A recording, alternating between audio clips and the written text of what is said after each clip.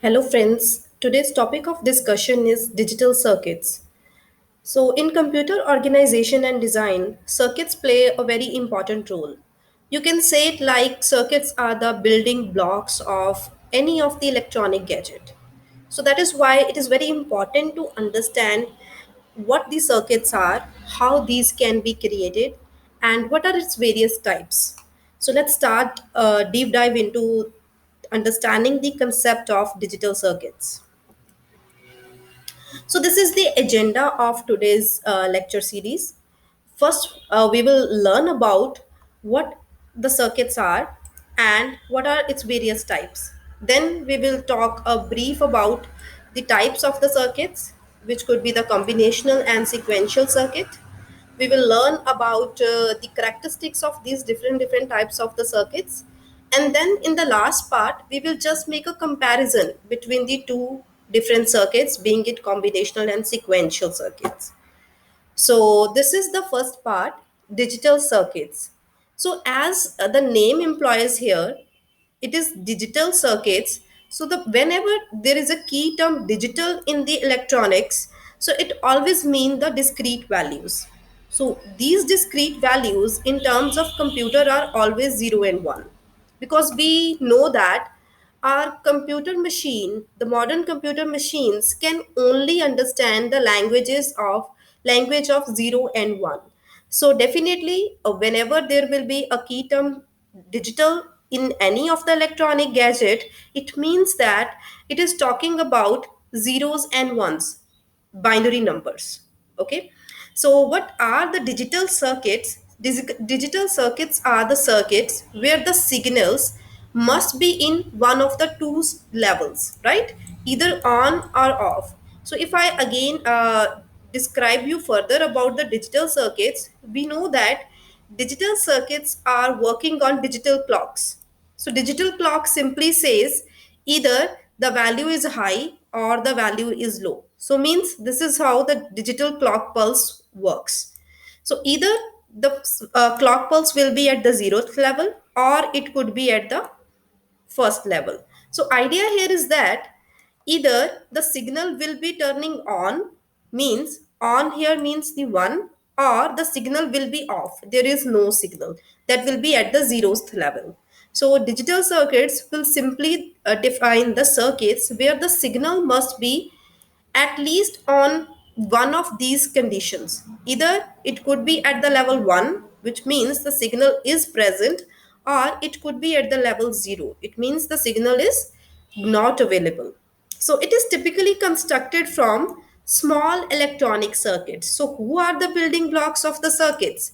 Circuits can be learned easily if we know the logics behind the logic gates. So if you know about the logic gates like and, or, not, then it would be easy for you to understand the concept of the circuits. So these are the basic building blocks to design a circuit.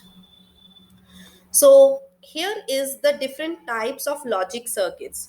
So whenever I'm saying circuits can be described from the logic gates, so as the name implies, from the logic, if logic gates, if I'm designing the circuits, so then I will call them as the logic circuits as well.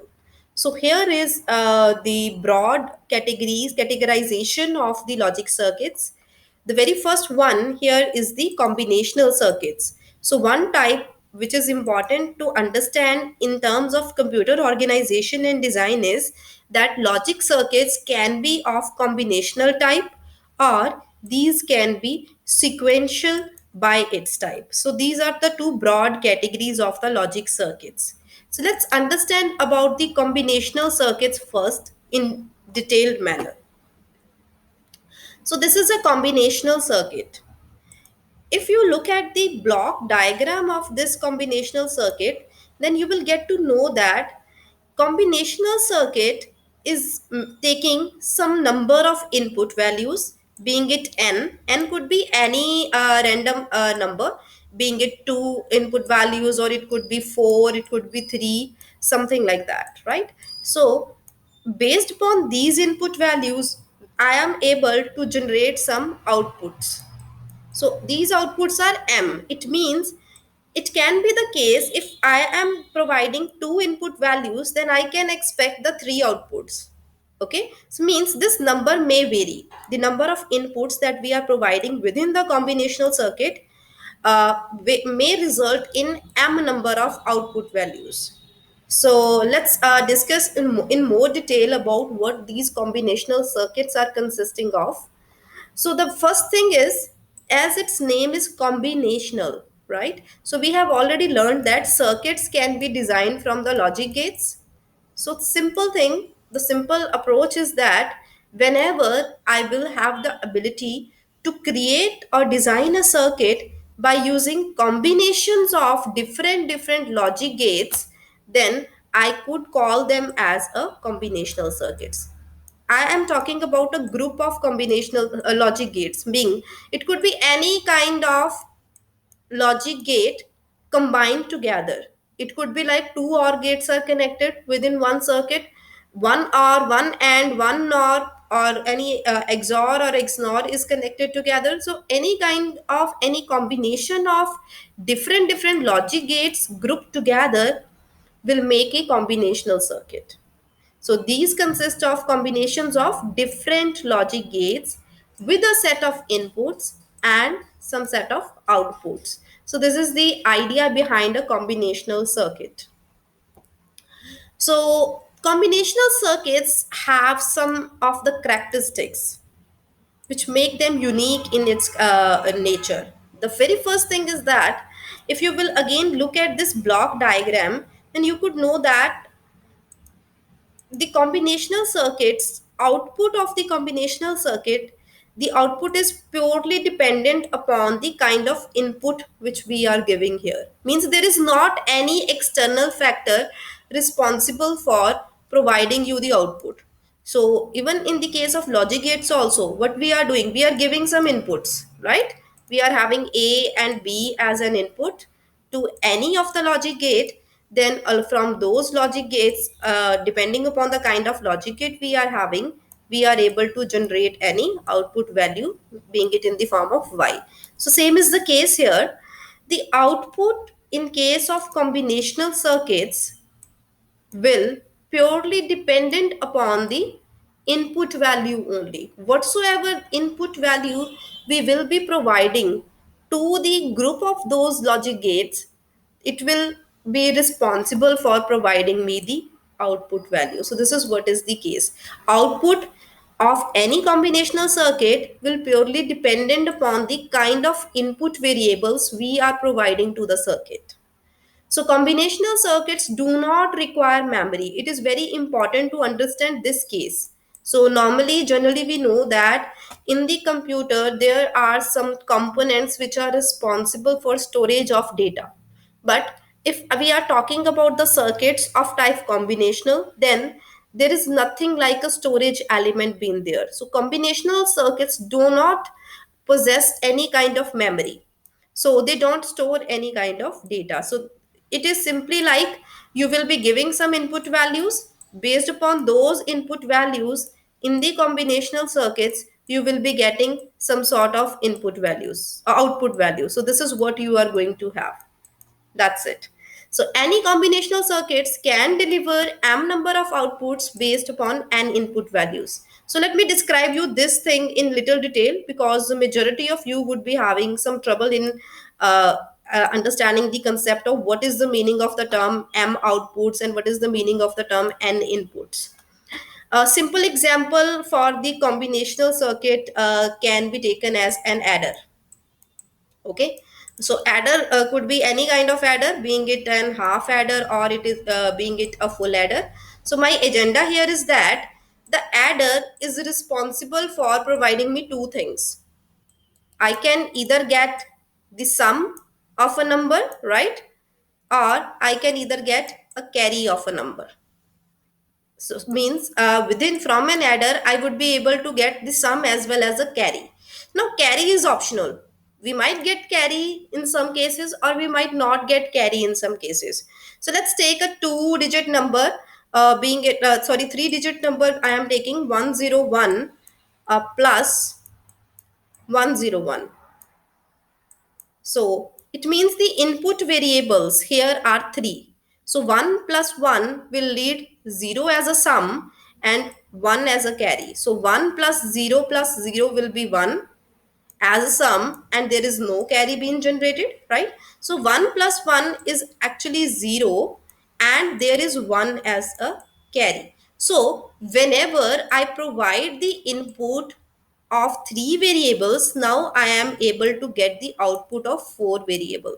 So this is what is the meaning of the term. I might be the case that I can get m output values from n number of inputs being provided in certain cases, right? So this is one of the good example of understanding the combinational circuit. Rest, if I have to tell you about what are the examples of combinational circuit, then other than the adders, there are other examples too in terms of combinational circuits. For an example, decoder is a very good example of combinational circuit, right? Decoder, encoder, then muxes, then multiplexers. These all are the examples of combinational circuits. Adders and many arithmetic number subtractors, these all are the examples of combinational circuits. So what they are providing me in terms of combinational circuits, I would be getting one logic for like if I take the example of an adder again. So what I was getting in the adder was providing me a sum and a carry, right? So in the sum part, I would be having some boolean expression been there. Same is in the form of a carry part. So sum can be taken from any particular logic gate. Same is the case of carry. I can get the carry in any of the another form of the logic gate. So the combination of both sum and carry will yield the combinational circuit. So this is the meaning of term. I am only using the logic gates. There is no concept of any memory storage element. There is nothing like states being there. There is nothing like a concept of clock pulses being used within the circuit. So combinational circuits are you could say that highly simplified in its nature. So let's discuss about another types of circuits. We call them as sequential circuits. So what these sequential circuits are? Sequential circuits consist of a group of combinational circuits, right? This is the first characteristics, as well as it is also have some memory elements stored in them. So what exactly are the combination of sequential circuits? Combinational circuits along with the memory element, they will be providing me the sequential circuits. So they have the capability to store the data. So this is what is the characteristics of a sequential circuit. So let's again look at the block diagram of sequential circuits. So sequential circuits are able to get some inputs. Those inputs will be going into the combinational circuits, which are nothing but the group of different logic gates, right? So here, along with it, the combinational circuits are also getting some any past storage value. There would be any storage value stored in this storage element. It could be anything, being it a flip flop or something like that. So the storage element, the memory element will store any data, and that could also be given as an input to this combinational circuit. So depending upon the input provided as well as the storage element been there, I am able to receive some output value. So this is how the sequential circuits work. One more thing to remember in case of sequential circuits is that these circuits requires the clock pulses to operate this kind of circuits. So clocks will play a vital role in case of designing a sequential circuits. So let's understand some of the characteristics that sequential circuits have. The very first characteristics is how I am able to get the output. So how the output is being generated? Output is equal to the present input value, right? So this is the first part, as well as the previous state result. So previous state result is nothing but the memory element that I was talking about. The memory element would be able to store certain data. So states are the new concept here. Let me elaborate a little bit more about the states here. States are nothing but like what was the value when the previous clock pulse arrives. Simple example is like at this point of time, you are attending a lecture, you are listening to me, you are listening to this session, right? So this is the present state, your present state. So your present state says that the signal is available, the clock is active, means clock is at the one position, right? So if I talk about the previous session, what you were doing before, what was the previous state of yours? So in case of previous state, I could be saying that you were not attending this particular session, so your state was equals to 0. So this value 0, or it could be 1 also, it will be stored in the memory element, okay, area, and from there only this value will be taken, and whenever we have to work with the combinational sorry sequential circuits. So this is what is the idea of states here.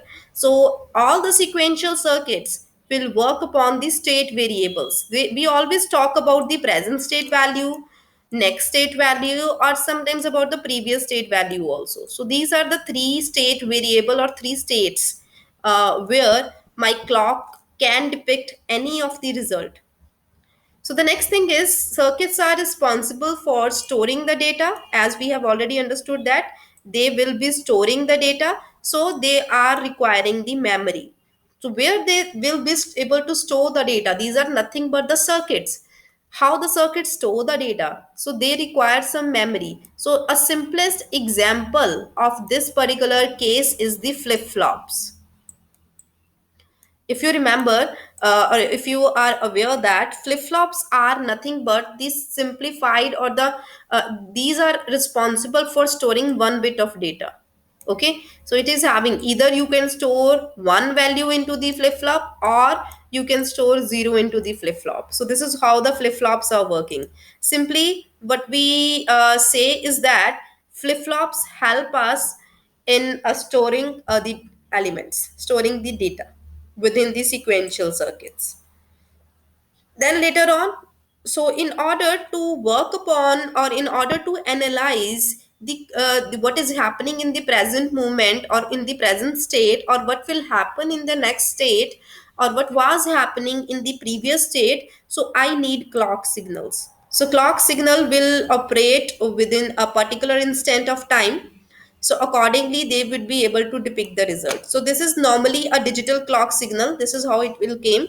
uh, 0 is the low signal and 1 is the high signal. So whenever the class will continue, let's suppose I am taking the session, so this clock is actually in the high state like this. So whenever I will discontinue it, I will turn it off, it will ultimately leave to the low level. So this would be, so this will be my present state, this will be my next state, and this will be my previous state. Or it might be the case that after some time, or even in the next state, in the next hour, you could say it is also in the high level. So this is how we can determine the clock signals. So it is very important to understand how the clocks are working in the sequential circuits, because mainly these are only the clock signals which are responsible for generating the results here. Okay, so let's sum up what we have learned so far. So we started a discussion from the circuits. I told you that how the circuits are being designed. So basically, the building blocks of circuits are nothing but the logic gates. So broadly, two categories are there: combinational circuits and sequential circuits. So combinational circuits have certain characteristics, like these are simplistic in nature. Sequentials are little bit, you could say that, complex. So combinational circuits are nothing but a group of logic gates. When I talk about sequential circuits, they are group of combinational circuits along with memory element. So I could say that group of logic gates here, one and the same thing. Okay, logic gates as well as the memory element. So output in the combinational circuits purely depending upon the present input only. Only input variables are responsible for generating the output. But in case of sequential circuit, it will depend upon the present state value as well as the previous state value. Okay, so this is what the state variables will play a vital role in case of sequential circuits. So combinational circuits do not require any kind of memory, as they are not responsible for storing any particular data. So sequential circuits mainly store data, so they require memory. So in the last part, combinational circuits, the concept of state variable is not used. So definitely we are not using the concept of what is the previous state value, what is the next state value, and what will be the present state value. Because we know that we don't require it. Output will purely depend upon the input values, the input variables that are coming to the combinational circuits. That's it. But here we need to use the concept of state variables. Reason being, they would be storing some elements, some data. So if there is some already some data is been present within the machine, I might need to reset the data or update the data. So for that particular reason, I need to know about the state variables. So I hope you guys have understood this lecture of sequential and combinational circuits. If you have any doubt, you can ping me. Thank you so much.